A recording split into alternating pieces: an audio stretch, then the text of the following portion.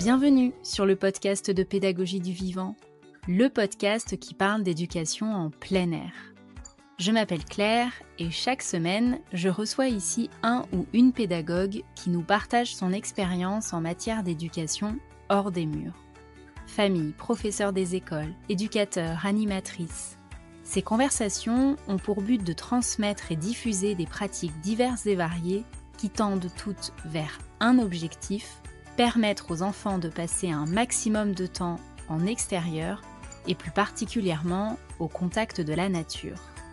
Si vous souhaitez soutenir le podcast, n'hésitez pas à laisser un avis ou 5 étoiles sur votre plateforme d'écoute et surtout, à le partager autour de vous pour disséminer les graines de l'éducation en plein air. Et au passage, cela soutient mon travail et me fait chaud au cœur. Vous pouvez aussi me retrouver sur Instagram, Pédagogie du Vivant, tout attaché. Je vous souhaite une très belle écoute. Aujourd'hui, je vous propose un échange avec Justine, facilitatrice nature en Belgique. Par le biais de sa structure Graines de Sauvage, Justine accompagne les enfants en forêt afin de leur permettre une connexion profonde à la nature basée sur le modèle des 8 Shields. C'est John Young, anthropologue, qui il y a 30 ans en est à l'origine et la pédagogie par la nature telle qu'elle est transmise aujourd'hui s'en inspire beaucoup. Mentorat culturel, connexion profonde, place médecine, rythme naturel. À travers sa pratique et son expérience directe, Justine nous aide à comprendre pourquoi et comment ces routines de connexion à la nature sont importantes. J'espère que cet épisode éveillera en chacun et chacune de vous une envie de trouver ou retrouver votre place médecine en forêt. Je vous souhaite une très belle écoute. Salut Justine! Salut! Bienvenue sur le podcast. Je suis très contente de t'accueillir aujourd'hui. Pour commencer, est-ce que tu peux nous dire dans quel coin tu habites et rapidement, pour le moment, ce que tu fais dans la vie? Pour le moment, j'habite à Bruxelles, en Belgique, et ça fait maintenant 1 an et demi, presque 2 ans que j'ai lancé une association où je travaille en accompagnant des enfants en forêt principalement. Comme les enfants, j'ai besoin de mes petits rituels pour m'y retrouver. Et la question que j'aime bien poser pour commencer ces échanges, c'est de savoir quel était ton rapport à la nature lorsque tu étais enfant. Alors moi, j'ai la chance d'avoir grandi à la campagne, dans la province du Luxembourg, donc c'est vraiment dans le sud de la Belgique. Il y avait vraiment, dans le fond du jardin de mes parents, on descendait, il y avait un champ, puis un ruisseau, puis de nouveau un champ, et puis de la forêt. Et on passait en fait tout notre temps dehors avec mon frère. On passait beaucoup de temps dehors, dans ce ruisseau d'ailleurs. On allait chercher après des fossiles, on jouait les pieds dans l'eau tout le temps. On allait dans la forêt faire des cabanes. Donc c'est vrai que j'ai grandi vraiment avec cette chance de pouvoir avoir cette liberté dehors, avec mes parents qui savaient plus ou moins où on était, mais qui nous laissaient cette liberté, quoi. Et du coup, t'as jamais quitté le milieu rural, sauvage, t'as toujours vécu en nature? Quand j'étais petite, oui, j'ai toujours vécu en nature. Je suis partie faire mes études quand j'avais 18 ans, mais je suis revenue faire mes études finalement. D'abord, j'ai fait des études de kiné, moi. J'ai fait mes études de kiné près de chez mes parents, donc j'ai toujours vécu là. Et c'est seulement maintenant, ça fait seulement 6 ans que je suis à Bruxelles, donc en pleine ville. Autant dire que c'est un sacré changement et que c'est pas évident quand ton système nerveux est câblé sur la campagne et le calme. C'est c'est assez stimulant, on va dire, et pas toujours évident. Je comprends. Pour avoir quitté la ville parce que justement trop de surstimulation même, je vois tout à fait ce que tu veux dire. Et alors, du coup, tu viens d'évoquer un premier parcours professionnel que tu as eu avant de lancer ta structure. Est-ce que tu veux bien raconter ton parcours justement depuis ta formation jusqu'à la création de ta structure qui s'appelle Graines de Sauvage? Alors, en fait, quand je suis sortie des études, je pensais faire la zoologie parce que, voilà, moi, c'était vraiment la nature, les animaux, ça a toujours été une passion. À un moment donné, je voulais faire vétérinaire, mais j'avais été j'ai eu la chance d'avoir un ami à mes parents qui était vétérinaire et j'ai pu aller voir sur place ce que c'était. Et je me suis rendu compte que j'avais pas du tout envie d'ouvrir des animaux. Et donc, je me suis lancée dans la biologie pour être zoologue. Je voulais vraiment partir en Afrique, aller étudier les lions. Je pense que j'ai été baignée dans des documentaires animaliers et donc avec une idée de, voilà, de la nature sauvage qui m'emmenait dans des pays lointains. Et puis, ben, c'était un peu la dure confrontation du milieu des études, me retrouver dans les études de bio où finalement on a 2 heures de bio sur la semaine et le reste c'est des maths et de la physique, etc. Ça a été un peu, ouais, ça a été compliqué. Je me suis arrêtée assez rapidement et j'ai changé pour faire un régenda. Donc en Belgique, un régenda, c'est pour être prof dans le milieu supérieur. J'ai fait 2 ans là-dedans et c'était en biologie de nouveau, en sciences, quoi. Et moi, je me suis rendu compte que je voulais pas être prof. Donc voilà, j'ai de nouveau dû rechanger. Donc c'était pas évident pour quelqu'un qui au départ avait vraiment une idée précise de ce qu'elle voulait faire. Et puis je me suis retrouvée un peu perdue. Et puis finalement, bah, j'ai fait la kinésithérapie. Je me suis lancée là-dedans. J'ai fait mes 4 ans d'études. J'ai travaillé pendant presque 9 ans. Et j'ai choisi de me spécialiser dans l'enfant, dans le handicap chez l'enfant. Et en fait, je me suis assez vite rendu compte que voilà, c'était pas forcément ce que je voulais faire, mais je pense qu'à un moment donné, une fois qu'on a trouvé un métier, et puis bon, la kiné, c'est très spécifique, c'est très difficile de sortir de ce milieu-là au niveau du diplôme qu'on a. Euh, voilà, j'ai tenu pendant tout un temps. J'aimais vraiment bien travailler avec les enfants. Je me suis vraiment rendu compte que les moments, en fait, quand je travaillais dans des écoles où il y avait des moments informels ou des moments où on faisait plutôt du massage, des balades avec les enfants, qu'on allait faire de l'hypothérapie, ben, c'était vraiment les moments que je préférais et pas les séances individuelles où c'était très carré, il faut arriver à des résultats et finalement, on passe à côté enfin, on n'est pas dans le moment de l'enfance, on laisse pas les enfants jouer et ça devenait un peu compliqué pour moi. Et puis en ayant eu mon premier enfant, mon fils qui a maintenant bientôt 5 ans, je pense que ça m'a fait réaliser pas mal de choses. J'ai arrêté la kiné, je me suis remise à dessiner beaucoup. J'ai lancé à ce moment-là, une petite entreprise d'illustration et j'ai fait ça pendant 1 an et demi. Mais je me suis vite rendu compte que vivre de l'illustration, c'était très compliqué. Et je me suis dit, mais en fait, pendant que j'étais enceinte de mon fils, j'ai fait une formation en animation nature pour les enfants et j'ai fait une formation en médiation animale aussi. Et l'idée, c'était de me lancer dans tout ça une fois que le bébé serait né. Et puis voilà, la vie a fait que c'était un peu plus compliqué que prévu d'avoir un enfant et que voilà, je suis passée par des phases de vie assez compliquées suite à sa naissance, mais en même temps, ça m'a fait réaliser un peu de qui j'étais et ce dont j'avais vraiment besoin dans ma vie. Et donc après cette année et demie d'illustration et de me dire bon ben je vais pas m'en sortir comme ça, il faut que je fasse autre chose. Je me suis dit bon allez, il faut que je me lance. Et en fait c'est grâce à un atelier de travail qui relie.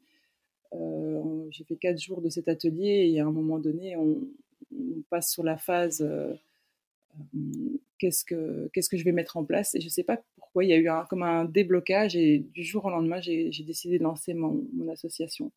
Alors qu'avant, ben, je ne voyais pas trop comment en ville, enfin, moi j'habite dans pas tout à fait le centre-ville de Bruxelles, mais dans un quartier qui est très citadin. Il y a des parcs pas loin, mais quand même, voilà, c'est pas très vert. Et je sais pas, j'ai eu l'impulsion et j'ai lancé Graines de Sauvage en 2022 et aucun regret. Bon après c'est sûr qu'au niveau, chercher un métier qui, à la place de l'illustration pour gagner ma vie, ben, ça prend du temps, c'est un vrai challenge, mais je trouve qu'on sent que l'envie est là et que le besoin est là aussi et ça a quand même démarré assez rapidement et assez facilement finalement, voilà. Et du coup, qu'est-ce que c'est, précisément cette, structure Graines de Sauvage? Qu'est-ce que tu proposes? Alors, ce que je propose principalement, moi, ce que j'aime, c'est vraiment la nature sauvage et emmener les enfants en forêt. Parce que, comme je le disais, moi, j'ai eu la chance de pouvoir grandir dans un milieu rural où je pouvais aller toute seule, m'amuser dans la forêt, être en contact avec la nature sauvage, vraiment en pleine liberté. Et en ville, on se rend vite compte que les enfants, ils ont aucune liberté. Moi, j'habite à un deuxième étage d'un appartement, je peux pas laisser mon fils aller jouer tout seul dans la rue, quoi. Et je me dis: «Mais les enfants, ils ont besoin de ça. On a besoin de cette liberté, on a besoin de ce contact avec la nature sauvage, de façon libre». Parce que, les enfants, soit ils connaissent pas la forêt. On a de la chance, c'est vrai, d'avoir une grande forêt à Bruxelles. Et soit ils connaissent pas, ils ont jamais pu y aller parce qu'elle est à l'autre bout de la ville et que, voilà, les parents n'ont pas vraiment accès à ça, ou ils y vont, mais juste pour se promener le dimanche, après-midi, et se promener sur les chemins, et donc jouer en forêt, jouer dans la nature, ils ont pas cette habitude-là. Donc c'est parti un peu de ça. Et donc mes activités principales, et qui touchent vraiment au cœur de Graines de Sauvage, c'est j'emmène une fois par semaine des enfants qui sont en instruction en famille, en forêt toute la journée. Et je donne des stages pendant les congés scolaires, toute la semaine en immersion en forêt. Après, j'ai d'autres activités qui sont, voilà, qui me permettent aussi de faire vivre l'association, qui sont moins enfin, c'est pas que c'est pas en accord, mais moins dans la démarche de Graines de Sauvage, où j'ai des mercredis après-midi dans une structure où je fais de l'extrascolaire, autour de la nature. Et puis j'ai, des visites d'école dans une pépinière, ici dans le centre-ville. On a la chance d'avoir une jolie pépinière assez isolée où il y a pas trop de bruit, et on peut faire des activités, voilà, autour des plantes avec les enfants.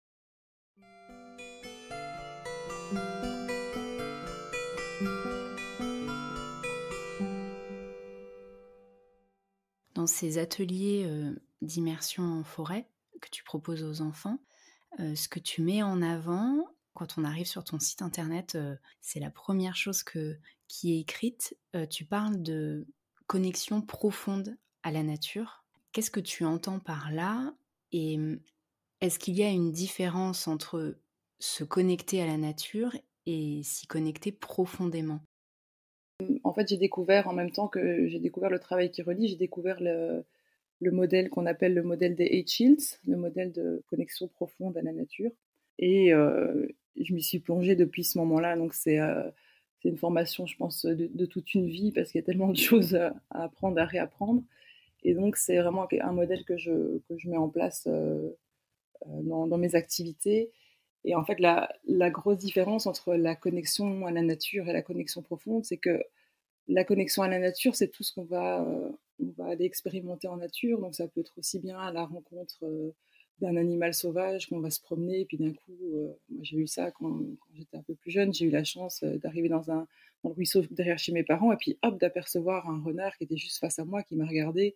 Je l'ai regardé comme ça, et puis pendant tout un moment, on est juste, figé, et c'est magnifique. Et ça, c'est des moments de connexion où, comme, quand j'étais petite, j'avais un arbre dans lequel je montais tout le temps, j'avais ma façon pour monter dedans. C'est limite si je lui avais pas donné un nom, et il y avait vraiment cette connexion, au vivant.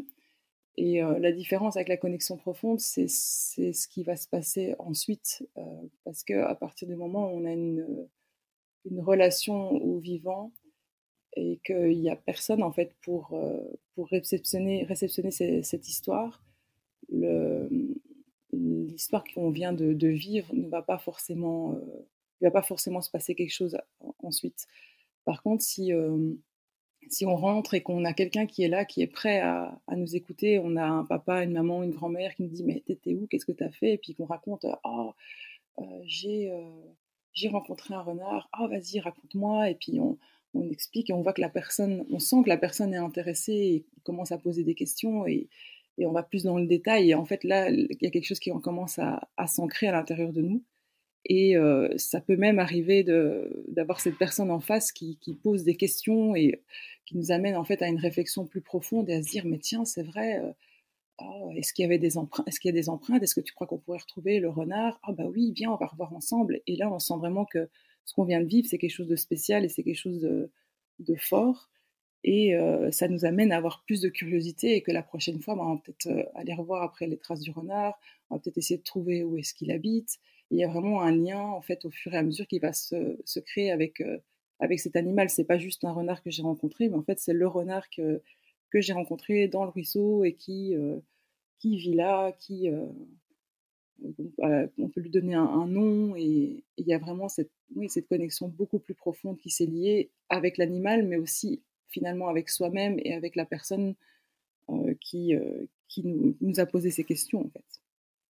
On reviendra sur, la place des autres justement et notamment des adultes puisque, elle est, essentielle dans cette démarche de connexion, profonde à la nature. Mais là, une question qui me vient comme ça, du coup, il faut nécessairement être dans un coin de nature sauvage? Ou est-ce qu'il est possible de parvenir à cette connexion profonde en milieu, aménagé, voire, urbain, par exemple un parc, dans un centre-ville? Non, il faut pas du tout, forcément un lieu sauvage. C'est vrai qu'on recherche toujours plus ça parce que les peut-être que les émotions sont peut-être plus fortes de croiser un renard que plutôt de voir un rouge-gorge dans le jardin, mais en fait, ça peut se faire n'importe où. Au tout début, moi, on va en parler peut-être après, mais le site spot, ma place médecine, c'était à la fenêtre de ma chambre. Je regardais les oiseaux et je voyais tous les jours le même oiseau. J'ai vu un couple de pies, par exemple, créer son nid et voir que c'était la femelle qui restait dans l'arbre et qui attendait que le mâle amène les petites brindilles et celle qui a installé le nid et lui chaque fois aller rechercher des brindilles. Ben, voilà, c'est quelque chose que je ne savais pas avant de l'avoir observé. Et donc, c'est tout à fait possible en ville, dans un parc, dans le jardin. Et en fait, la personne qui a créé ce modèle, John Young, il dit ben, le meilleur site spot, c'est celui sur lequel on va. Donc le principe, c'est juste d'observer et de voir la nature. La nature, elle est partout, elle n'est pas que dans la forêt sauvage, elle est aussi dans nos jardins, elle est aussi dans la ville, quand on se balade en ville, le nombre de petites plantes qu'on peut voir sur les pavés qui poussent, le nombre d'oiseaux, c'est incroyable. Dans le jardin, là, derrière chez moi, enfin, moi, j'y ai pas accès, mais il y a des jardins communs, enfin, c'est un quartier, un bloc d'appartements avec chacun leur jardin. Et là, derrière chez moi, ben, je vois des geais, je vois des pies, je vois des rouges-gorges, des mésanges, je vois des merles.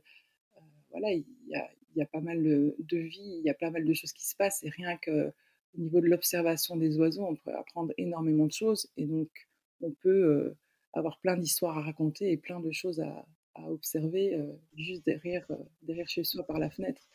Je me rappelle d'une personne que j'ai rencontrée en formation qui, elle n'avait pas accès à quoi que ce soit à part son petit balcon et en fait, elle observait les plantes de son balcon et les insectes qui venaient butiner dessus et voilà, ça peut à un moment, on a peut-être envie de quelque chose d'autre, mais ça peut suffire en tout cas, pour commencer cette connexion et il vaut mieux avoir ça que se dire, «Bah, tiens, ma place médecine elle est tout en haut de la montagne parce que là-haut, c'est magnifique, mais on y va, 1 fois ou 2 par an parce que finalement, c'est trop loin et on peut pas créer ces moments de connexion, quoi».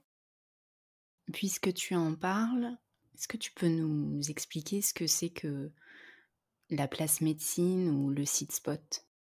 Oui, alors, ben, la place médecine, le site spot, c'est un endroit qu'on va chercher, qu'on va trouver, qu'on va, sélectionner, dans la nature, idéalement dans la nature, mais après, comme je le disais, ben, ça peut être par la fenêtre de sa chambre.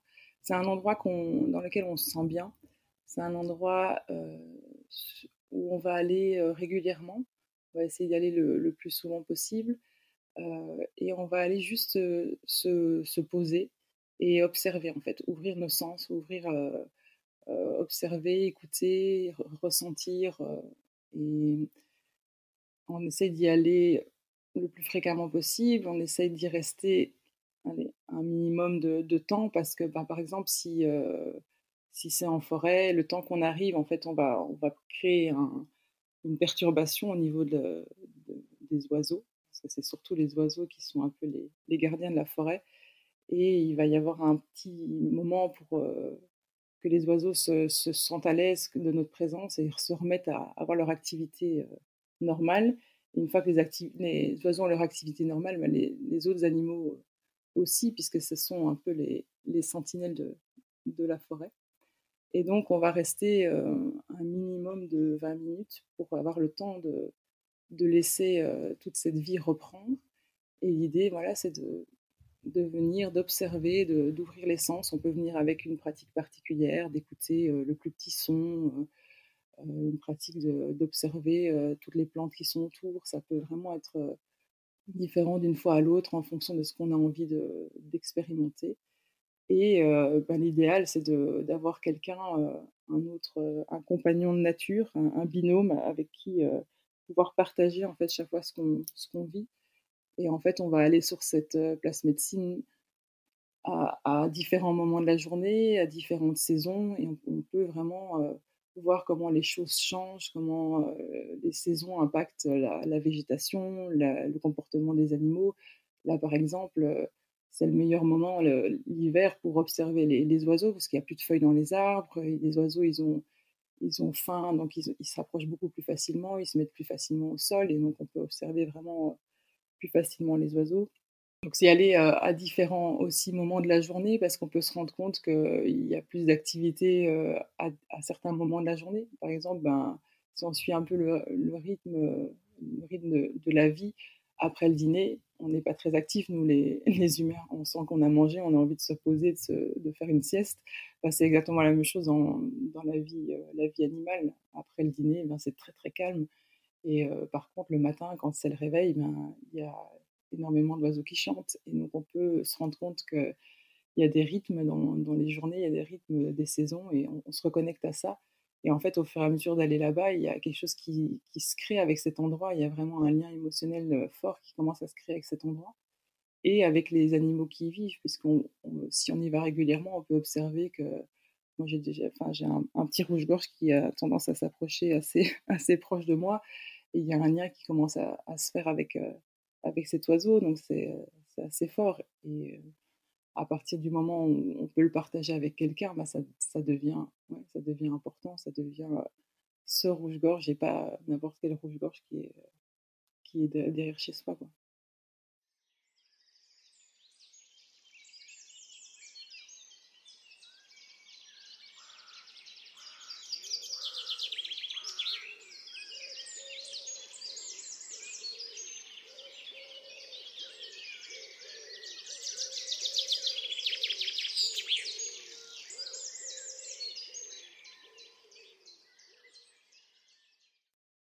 Rester assis ou assise en forêt, quand on est adulte, ça nous paraît abordable de se poser. Par contre, imaginer un enfant de 7 ans se poser pendant 20 minutes, ça peut paraître fou. Est-ce que c'est facile pour les enfants de pratiquer le sit spot? Toi, qu'est-ce que tu observes et comment tu les amènes justement à se poser comme ça? C'est sûr que, déjà pour les adultes, c'est pas si simple que ça, je pense. Je pense qu'il y a beaucoup on a très peu l'habitude de rester assis et de se connecter à nos sens finalement. On est beaucoup dans notre tête, avec tous les milliers de choses à faire, donc ça prend un certain temps déjà de pouvoir être à l'aise, puis d'être à l'aise de s'asseoir, dans la nature sauvage, ça prend quand même déjà un petit peu de temps. Mais avec les enfants, c'est sûr que ça paraît difficile, mais en fait, moi, j'étais assez agréablement surprise de voir à quel point c'est pas si compliqué que ça. Bon, après, c'est vrai qu'avec les enfants, je fais pas 20 minutes, hein. En tout cas, pas au début, pas quand ils n'ont pas du tout l'habitude. Je pars plutôt sur quelque chose de l'ordre de 10 minutes.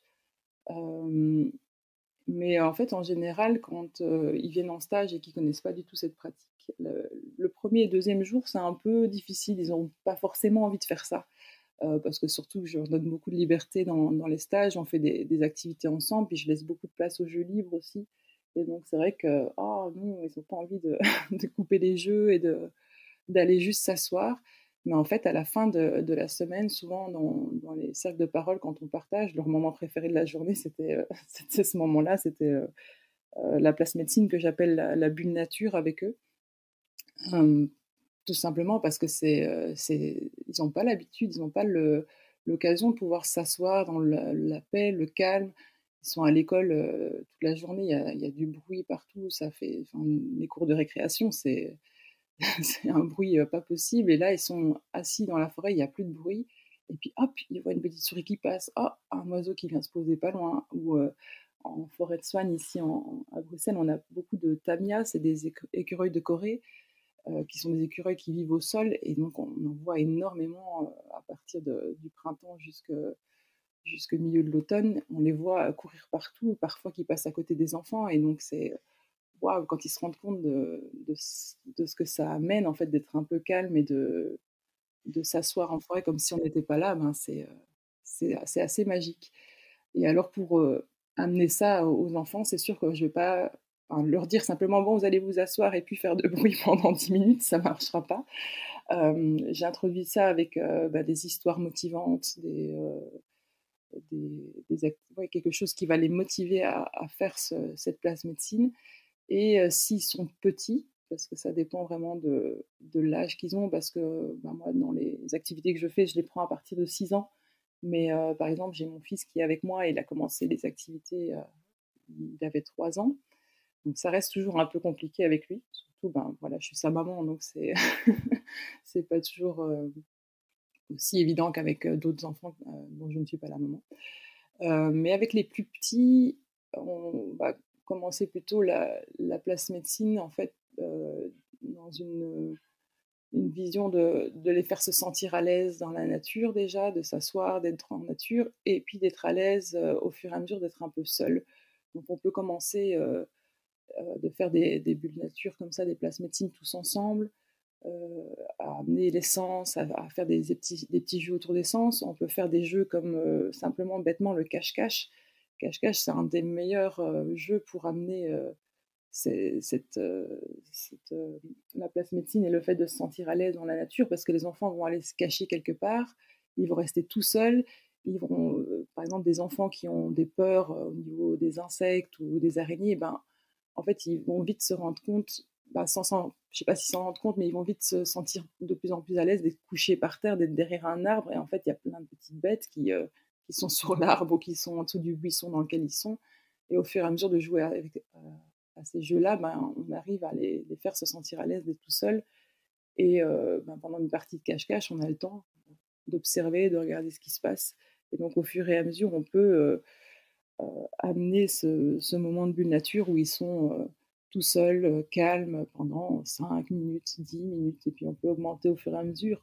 C'est sûr qu'on ne va pas demander à un enfant de 4 ans, à 4 ans et demi de s'asseoir sans faire de bruit pendant 20 minutes, ça va être une bataille pas possible.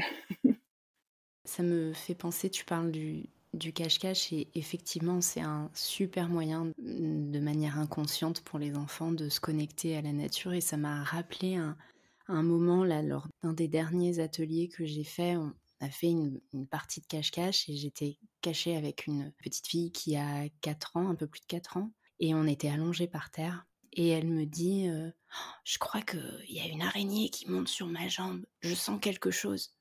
Et elle n'a pas bougé du tout et elle a dit: «C'est pas grave, je la laisse».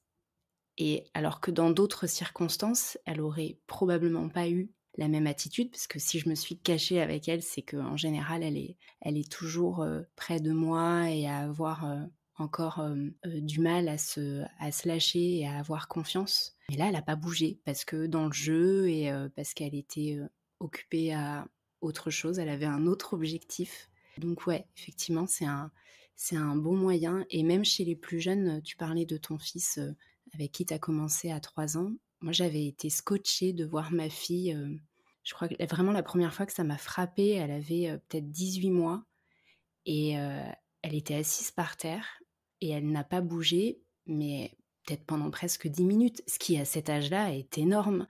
Je l'avais pas du tout, amenée à faire ça. Elle s'est posée toute seule, mais elle était bloquée à regarder, on était devant une rivière, alors c'est vrai que c'est assez captivant, c'est un peu comme le feu. Quand c'est en mouvement comme ça a tendance un peu à nous hypnotiser. Mais, je m'étais dit: «Waouh, ah ouais, à 18 mois, ils peuvent quand même, se poser comme ça alors que, dans le quotidien, c'est de l'agitation permanente, quoi». C'est un peu la puissance de la nature et la puissance du jeu combinée. On se rend pas compte, oui, qu'on peut arriver vraiment à ça chez les enfants. Et moi, je suis à chaque fois assez étonnée de les voir assis comme ça et de les voir après c'est sûr qu'ils font pas la place médecine, comme les adultes où les adultes on va voir qu'on bouge pas du tout, on est vraiment très attentif. Les enfants, ils vont chipoter un peu, ils vont prendre un bâton et gratter des choses. Mais en fait, même en faisant ça, ils arrivent à revenir avec des histoires de ce qu'ils ont vu et entendu, donc ils sont tout à fait capables de faire 2 choses en même temps et ouais, je pense que le fait de chipoter, ça les aide à se centrer un peu plus. Donc là, on a parlé de la bulle nature. Qu'est-ce que tu mets en place dans tes stages en termes de rituels et d'activités concrètement pour favoriser cette connexion profonde? Alors moi, je suis, dans le modèle des Chins, il y a on peut appeler ça une roue en fait des rythmes. Heu, c'était, c'est John Young qui a, avec son équipe à ce moment-là, il y a plusieurs années, a mis en place a remarqué qu'il y avait vraiment un rythme au niveau des activités, au niveau de l'activité humaine, de ce dont on avait vraiment besoin, par quoi est-ce qu'on commençait, par quoi est-ce qu'on se terminait. Ça suit le cycle du soleil, ça suit le cycle de la vie, c'est vraiment, une roue qui suit vraiment tous les rythmes et donc on commence par, en fait, se rassembler. Moi, je les rassemble d'abord, on se dit bonjour, on se dit, on se donne enfin, ils prennent la parole chacun à leur tour pour, se dire comment ils vont et puis on fait dans ce premier tour de parole, on fait un partage des gratitudes. C'est quelque chose, qui est vraiment très, très important et qui permet, aussi cette connexion. Et donc, on va partager chacun, ce pourquoi on est reconnaissant. Et c'est drôle parce que c'est un mot qui a un peu été oublié quand, j'introduis la gratitude au début, il me regarde avec des grands yeux: «Qu'est-ce que c'est de ce mot-là?» Et j'explique voilà que c'est, pourquoi est-ce qu'ils ont de la reconnaissance? Pourquoi est-ce qu'ils sont contents? Qu'est-ce qui les rend heureux? Pourquoi est-ce qu'ils Alors ça peut être aussi bien une gratitude pour la forêt, pour les arbres, pour ce qu'ils préfèrent dans la nature, mais parfois il y en a qui me disent: la gratitude pour ma maman, pour mon papa» et voilà, donc c'est un moment assez important. Et puis une fois qu'on a fait tout ce moment de partage, hem, généralement j'introduis, le sujet, de la journée, d'une façon, voilà, qui va, les inspirer, les motiver et donner envie de passer à la suite. Et puis là, on part dans l'action, quoi. On part dans le mouvement, on fait des jeux, on fait des explorations, ça dépend vraiment, du thème, en particulier. Et puis généralement, c'est à ce moment-là qu'on fait, la pause manger, la pause, où ils ont des moments de jeu libre, où ils peuvent aller explorer par eux-mêmes. Et puis un peu plus tard, après le repas, après ces moments de jeu libre, on revient pour, faire l'espèce de mise en commun voilà, de qu'est-ce qui s'est passé aujourd'hui, qu'est-ce qu'ils ont retenu. On va ouvrir des livres, si on va par exemple, si on parle, du renard, ben, on va ouvrir des livres sur le renard, on va, essayer d'apprendre un peu des choses sur lui, on va, écrire dans le carnet, dessiner dans le carnet pour, avoir un souvenir et voir de quoi ils se souviennent, en fait. Qu'est-ce qui les a touchés le plus, voilà, sur ce thème-là, du jour. Et puis, on termine la journée en refaisant un cercle de parole, voilà, c'était quoi le meilleur moment de la journée, avec quoi est-ce qu'on repart? Et la bulle nature dans tout ça, ça je je c'est un moment, je j'ai pas vraiment un moment précis où je la fais, c'est un peu des fois au feeling, parce que je me rends compte généralement la bulle nature, c'est quelque chose qui irait plutôt au début de la journée, mais je me rends compte qu'en fait, le fait de pouvoir être dans l'action, de pouvoir dépenser leur énergie, ça leur permet d'être beaucoup plus posés pour la bulle nature. Donc voilà, ça dépend un peu de comment je le sens, de quelle est l'énergie du groupe, heu, de qu'est-ce que j'ai envie d'amener ce jour-là, quoi. Est-ce que tu peux expliquer quelle est la place de l'adulte, de l'accompagnant dans ce modèle-là, la posture à adopter, voilà. Quelle est ta place, toi, lors de ces stages? Dans ce modèle, on parle de mentor. Un mentor, donc c'est cette personne qui est là pour réceptionner les histoires. C'est aussi une personne qui est là pour poser des questions, pour stimuler la curiosité, pour amener, l'enfant un tout petit peu plus loin dans dans ce qu'il sait, dans ses sens. C'est vraiment une place où on amène l'enfant un tout petit peu au-delà de ses limites. C'est un rôle aussi, on appelle ça le mentorat coyote. C'est un peu on joue un petit peu des tours. C'est faire un petit peu comment, pas des blagues, je sais pas comment traduire, parce que enfin, c'est un modèle qui est américain, donc tout est en anglais, donc j'ai parfois un peu les mots qui me manquent en français, mais c'est un peu voilà, jouer des petites blagues pour amener l'enfant à faire certaines choses. Euh, Ça, c'est vraiment plutôt le rôle du mentor. Le mentor, il va jamais dire les choses telles qu'elles sont. Il va pas dire tiens, ben, regardez, là, c'est un renard, il est roux parce que si, il est machin parce que ça. C'est tout à fait une autre posture que ben, celle de, par exemple, d'un guide nature. Un guide nature, il va vous emmener en balade, il va vous dire voici cette plante, elle sert à ça, vous la reconnaissez parce qu'elle est comme ci, elle est comme ça. Le mentor, il va amener devant la plante et puis il va dire ben, tiens, qu'est-ce que tu observes?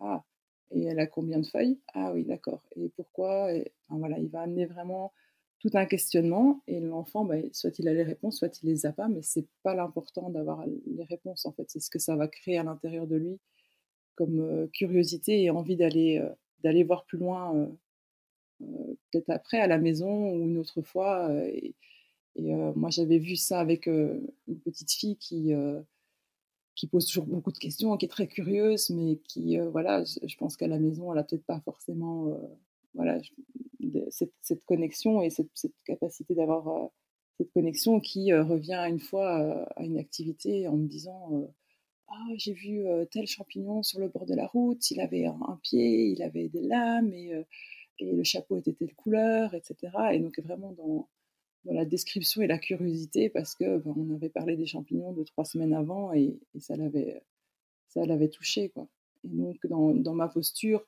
je ne me vois pas du tout comme une animatrice parce que je n'anime pas les enfants, je leur fais des propositions d'activités et de jeux et je leur laisse aussi beaucoup, d'espace de liberté pour explorer et pour pouvoir, jouer librement et mon rôle, voilà, c'est de leur proposer certaines choses, de leur proposer un contexte qui va permettre cette connexion et d'être là pour écouter leur histoire et pour poser ces questions qui vont les amener, plus loin dans leur réflexion et plus loin dans leur connexion. Et du coup, pour aller vers ce mentorat, est-ce que tu as dû déconstruire des croyances, des idées, des habitudes et en construire d'autres pour, adopter, cette posture-là? Oui, je pense, oui, oui, parce que dans notre société, en fait, le mentorat, il n'existe pas, il n'existe plus. C'est pourtant une façon de faire qui est retrouvée dans tous les peuples autochtones et donc c'est une façon, aussi de faire qu'on avait dans nos sociétés, il y a je sais pas combien de centaines d'années, mais par exemple, John Young qui est le fondateur de la mé du modèle, lui, il avait une grand-mère, irlandaise et une grand-mère polonaise et il a été mentoré, depuis tout petit, par sa grand-mère, quoi, qui, l'envoyait, en quête de chercher, telle grenouille et qui lui posait des questions, qui, lui offrait des guides de terrain et cetera et donc lui il a fait des études d'anthropologie et c'est vraiment le travail de sa vie, c'est de comprendre ce que c'est ce mentorat et pourquoi il y a des cultures qui sont connectées et d'autres qui ne le sont pas. Et il se rend compte qu'en fait, il s'est rendu compte que bah, notre société, elle a perdu ce mentorat et que on en a besoin en fait pour pouvoir se connecter. Parce que nous, notre façon de faire dans la société occidentale, c'est plutôt la façon ex cathedra. Donc, quand on va à l'école, on te dit quoi apprendre, comment l'apprendre et quand l'apprendre. Alors que dans le mentorat, on va suivre, le rythme normal, le rythme de la personne et que, hem et donc au tout départ, en fait, moi, j'avais commencé une formation, en même temps de faire cette formation de mentorat, j'ai commencé une formation de guide nature et le tout premier travail de terrain, c'était avec un ornitho et moi, j'étais super contente parce que les oiseaux, c'est devenu vraiment une passion et je me dis: «Génial, une journée sur le terrain, sur les oiseaux et tout». Et en fait, je crois que c'est la journée qui m'a le plus déconnectée des oiseaux. Je j'ai pas compris ce qui s'était passé. On a passé la journée à courir après les oiseaux pour remplir une liste pour voir, 62 oiseaux sur la journée, 62 espèces d'oiseaux et en fait, je suis rentrée là, j'ai rien retenu, j'ai pas compris qui étaient ces oiseaux et je passais à un moment donné, au bout de 2 heures de cette journée, j'en pouvais plus, j'avais envie de rentrer chez moi. Je me suis dit: «Mais qu'est-ce que c'est cette façon de faire en fait? De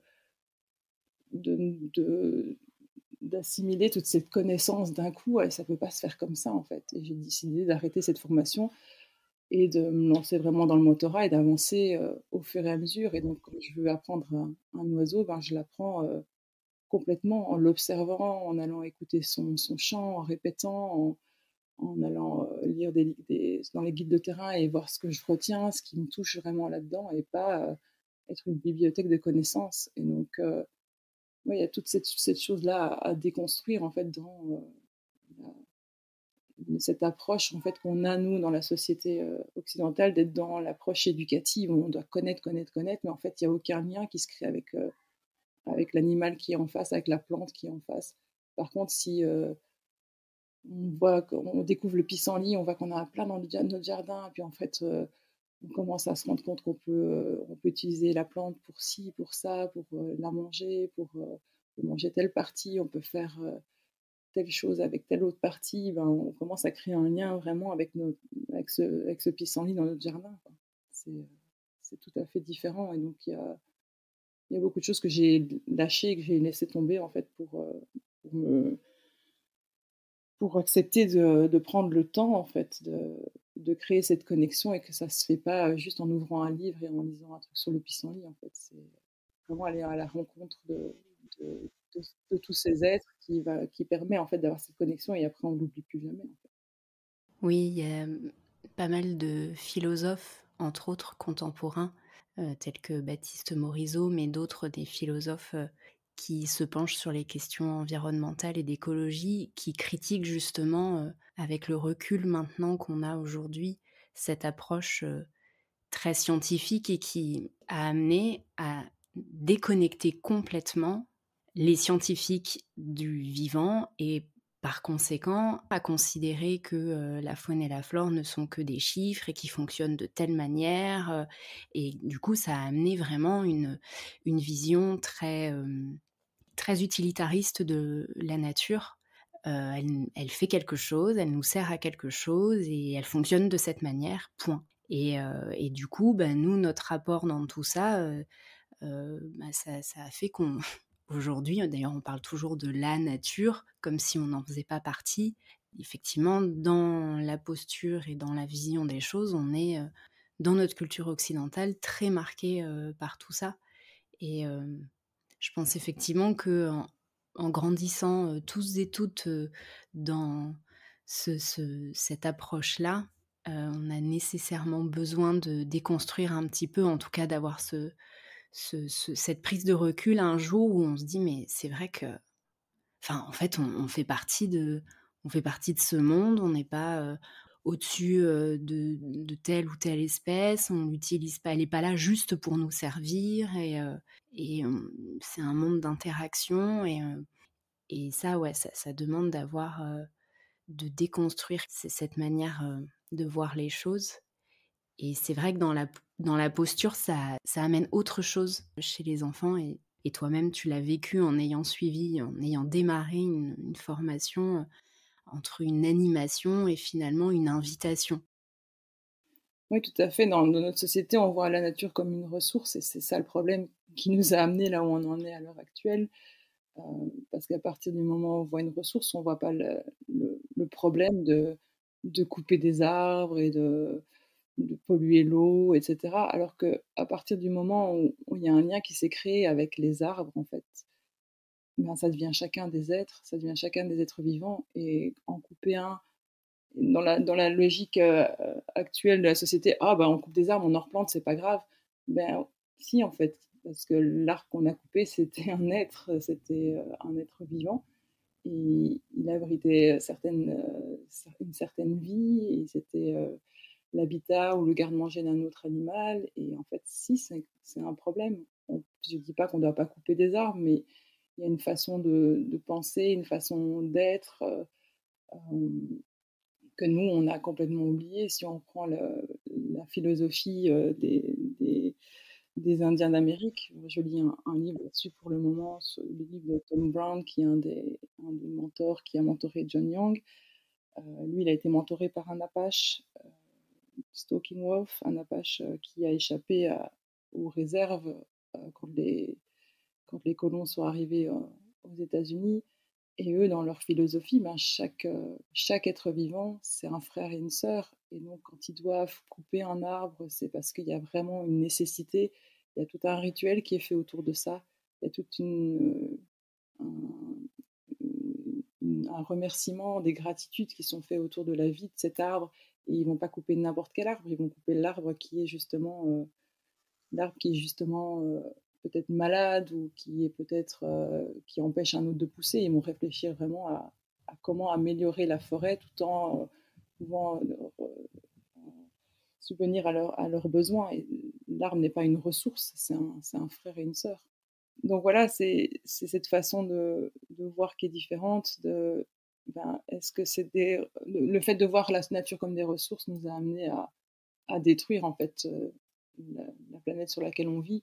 Et la nature, tout comme la planète, a besoin qu'on se reconnecte en fait de façon profonde pour pouvoir revivre en harmonie avec. Et on a vraiment besoin de ça. Donc on a besoin que les enfants se reconnectent, mais pas que les enfants, parce que si on compte que sur les enfants, en fait, le problème c'est que les enfants ils vivent avec des adultes, et si les adultes continuent pas cette connexion aussi dans le quotidien, bah, c'est pas en une semaine de stage que ça va changer. Ça amène quelque chose chez l'enfant. Il y a une base qui est positive, il y a une base qui est là, et ça sera toujours une force pour eux.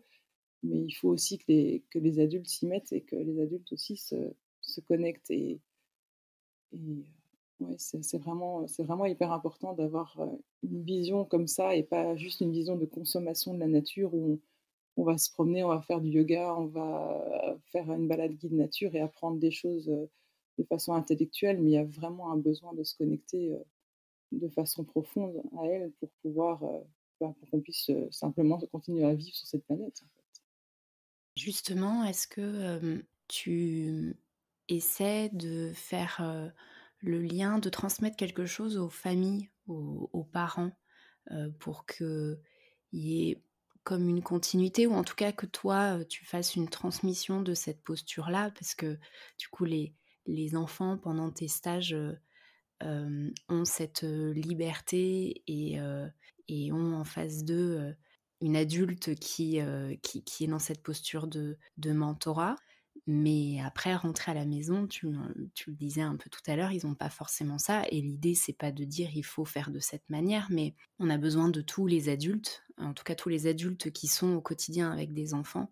Ils ont un vrai rôle à jouer là-dedans, et c'est pas en une matinée ou une semaine, ça va créer quelque chose chez l'enfant, mais qui peut s'éteindre très vite si derrière c'est pas entretenu. Quel lien toi tu as avec les familles? Alors, je fais des activités pour les familles une fois par mois, mais je trouve que c'est encore très difficile d'arriver à avoir des gens. Autant pour les enfants, ça marche assez bien, autant pour les familles, c'est encore quelque chose de compliqué. Dans l'avenir, j'aimerais vraiment bien travailler avec les parents des enfants que je prends en instruction en famille. Ce serait vraiment quelque chose, je trouve, important, puisque c'est des enfants que je prends une fois par semaine pour le moment, en tout cas, toutes les semaines. J'en ai qui viennent depuis presque 2 ans. Et je vois vraiment l'impact que ça a chez eux, c'est vraiment incroyable. Et j'aimerais que les parents puissent aussi ressentir ça et comprendre en fait ce qu'on vit. Après, pour les enfants en stage, c'est un peu plus compliqué parce qu'ils viennent juste une semaine, parfois. Des fois, ils reviennent. J'ai des habitués qui viennent quasiment tous les stages. Donc là, avec les parents, ce serait aussi intéressant de travailler avec eux. Mais voilà, c'est toujours la problématique, ça doit venir d'une volonté aussi des parents. Je ne peux pas les forcer malheureusement, ou peut-être heureusement, à venir expérimenter ça. Donc ça, c'est voilà, une des premières choses que je fais, c'est proposer des activités pour les familles. Et puis ben, là, je suis en train de travailler sur différentes choses pour pouvoir former aussi les adultes, que ce soit des parents ou pas, ou des personnes qui travaillent avec des enfants ou pas, parce que je pense que voilà, c'est bénéfique pour n'importe quel adulte aussi, mais je pense que c'est vraiment important que ça reste pas juste au niveau des enfants, mais que les adultes prennent aussi leur part et se reconnectent. Et donc là, je suis en train de travailler sur des formations, en tout cas pour le moment, à distance. Et puis à un moment donné, j'aimerais aussi en présentiel, mais moi, ça reste aussi compliqué pour moi parce que je suis à Bruxelles et que la forêt, ben, c'est la forêt de la ville et on ne peut pas faire de feu, on ne peut pas construire une cabane, je peux juste mettre une bâche quand il pleut. Et donc, au niveau du confort, c'est quand même très limité. Les enfants, ils s'en plaignent pas et les enfants, ils peuvent, ils peuvent accepter plein de choses, mais les adultes, c'est un peu plus compliqué. Donc, voilà, pour le moment, je fais avec les limites que j'ai et j'espère à un moment voilà, pouvoir créer plus de choses, effectivement, autour des familles, parce que je pense que c'est vraiment primordial de pouvoir avoir cette continuité après les activités avec les enfants, d'avoir cette continuité à la maison. Parce que si effectivement les enfants y viennent et qu'ils ont un adulte qui les écoute et qui trouve vraiment intéressant leurs histoires de nature et tout ça, et puis quand ils rentrent à la maison, ben, les parents, ils n'ont pas l'habitude de ça. C'est pas qu'ils ont pas envie d'écouter leurs enfants, c'est juste qu'ils sont dans leur quotidien, ils ont leur travail et ils savent pas comment écouter et comment poser des questions adéquates qui font que bah, ça va pas casser cette connexion. Et donc, je pense que c'est vraiment important ouais, qu'on puisse toucher aussi les familles.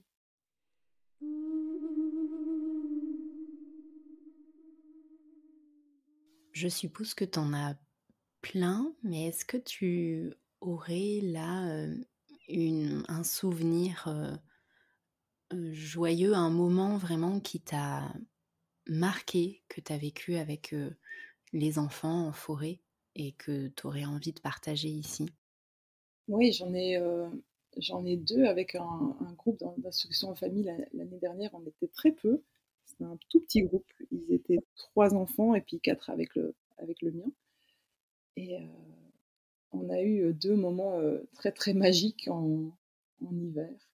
Où on jouait, on était tous les cinq en train de jouer et vraiment en faisant du bruit. Et puis à un moment, je me suis mise debout sur une souche et je les regardais juste en dessous de moi en train de jouer. Et puis il y a quelque chose, je me suis mis dans cette vision qu'on appelle la vision de la chouette, dans le modèle des Hitchens, et vraiment au- de regarder de façon grand angle, quoi.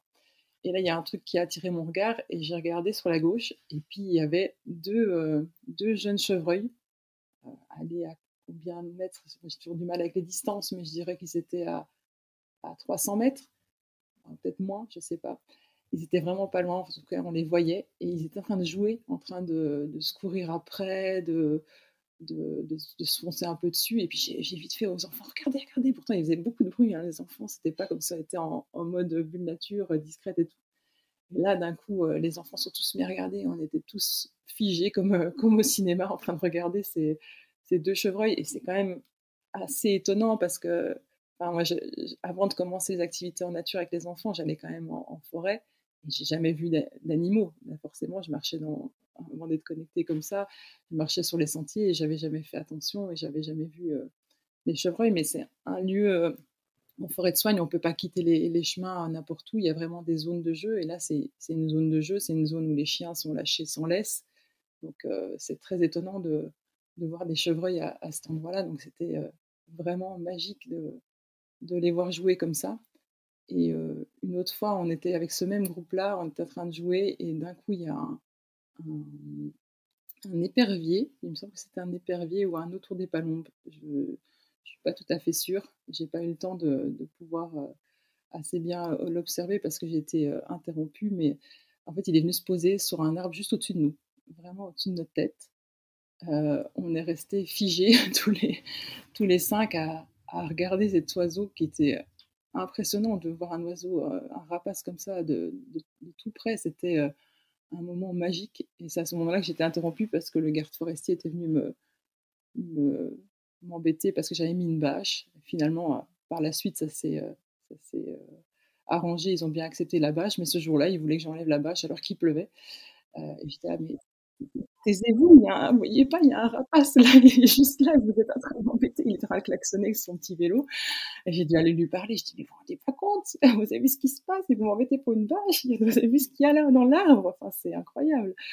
Et ouais, c'était magique pour, ce groupe-là. On a vraiment eu des rencontres, incroyables, de vie sauvage malgré qu'on était en train de faire du bruit et donc ça m'a amené des questionnements, de me dire: «Mais tiens, est-ce que la nature elle accepte les enfants, en fait, même quand ils sont, dans le bruit?» parce qu'ils sont dans l'accueil, ils sont dans quelque chose d'autre, ils sont pas dans leur mental. On est tout le temps dans cette roue mentale et je pense que ça fait des répercussions en fait sur les animaux. Ils sentent notre présence, puis on fait beaucoup de bruit quand on marche et cetera. Heu et là, les enfants, on a déjà eu des moments comme ça assez magiques malgré le bruit et je pense que la nature, elle a peut-être plus confiance, elle a peut-être moins peur, avec les enfants. Je sais pas, c'est un questionnement qui est venu suite à ça, mais c'était, ouais, c'était vraiment magique ces 2 moments. Alors, on arrive à la fin de notre échange. Le podcast, ce sont des adultes qui l'écoutent. Alors, pour toucher le cœur des adultes, qu'est-ce que tu pourrais dire à une personne qui a envie d'aller vers cette connexion profonde à la nature ou de se reconnecter? Parce qu'il y a aussi beaucoup d'adultes qui ont été connectés enfants et qui s'en sont déconnectés, qui a envie de le faire, mais comme une petite voix, comme un petit blocage. Est-ce que tu aurais quelque chose à conseiller, des outils, une habitude, bref, quelque chose à transmettre? Je pense que si l'envie elle est là, il faut juste essayer quoi. Essayer, de commencer par cette place médecine, peu importe où c'est et peu importe le temps. Si c'est 5 minutes, c'est 5 minutes, c'est déjà énorme. Trouver un endroit, voilà qui nous fait du bien, où on peut aller s'asseoir et se connecter comme ça. Moi, ça m'a vraiment appris à me poser, à être beaucoup plus calme.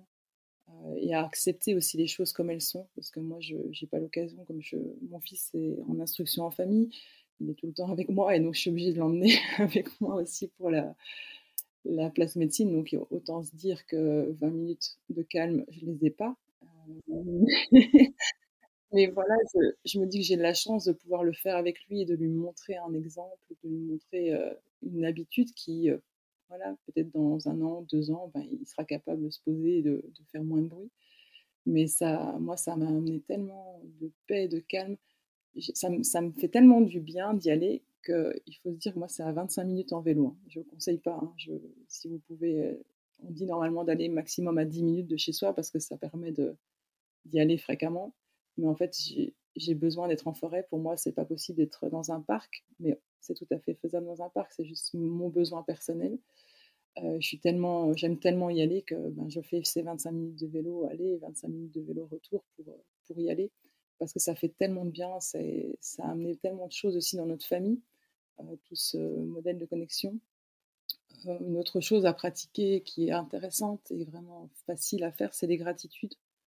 Heu, Nous, c'est quelque chose qu'on a mis en place dans notre famille tous les soirs en mettant notre fils au lit, ben, on fait, le meilleur moment de la journée et les gratitudes et ça permet vraiment de se rendre compte de ce qu'on a, de ce qui est beau autour de nous, de se sentir lié, de dire: «Ah oui, moi aussi j'ai cette gratitude, tu as ressenti ça aussi». Enfin, c'est très fort et ça ne demande pas beaucoup d'efforts à faire, ça rentre assez vite dans le quotidien.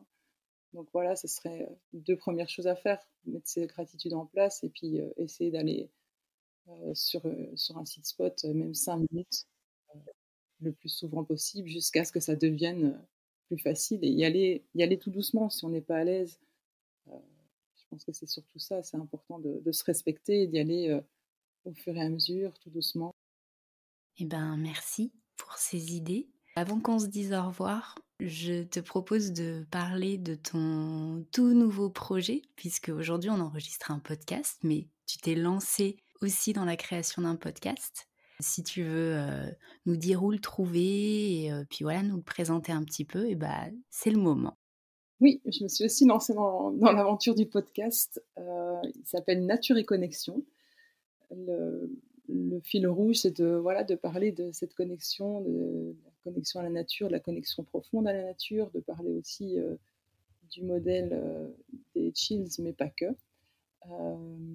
Le premier épisode est d'ailleurs avec Jean-Claude Catry, qu'on retrouve dans le film L'autre connexion, qui a quand même fait un peu le tour de la France et de la Belgique, et sans doute de la Suisse. Pas oublier nos amis suisses si jamais ils nous écoutent. Et peut-être même du Canada, puisque en fait l'école de Jean-Claude et Ingrid se trouve au Canada. Voilà, c'est un premier épisode justement sur cette connexion profonde à la nature. Je vous conseille de l'écouter. C'est vraiment, écouter Jean-Claude, c'est toujours un moment incroyable. Le podcast, on peut le retrouver sur Spotify et sur YouTube. C'est un podcast en vidéo. Et ça, c'est dû à Jean-Claude de nouveau, parce qu'en fait, en faisant l'enregistrement et de voir voilà, sa présence et ce qu'il dégage dans ses yeux, il faut se dire que ça fait 20 ans qu'il est mentor. Donc, on peut voir ce que ça amène chez l'être humain de faire cette connexion, en fait, ce calme et cette sagesse que ça peut amener. Donc, c'était important. Voilà, je me suis dit par la suite, c'est important qu'on puisse le voir aussi.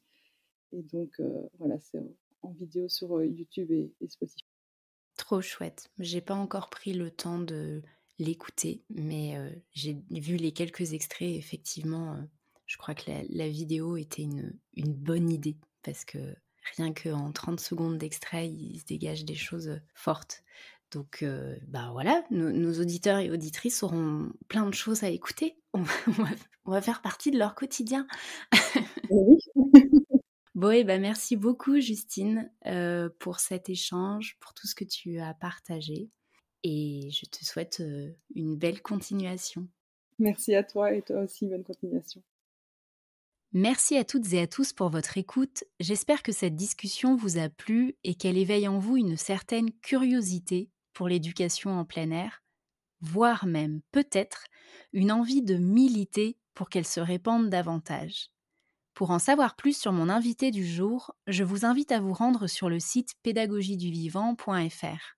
Vous y trouverez toutes les infos à son sujet, ainsi que ses recommandations.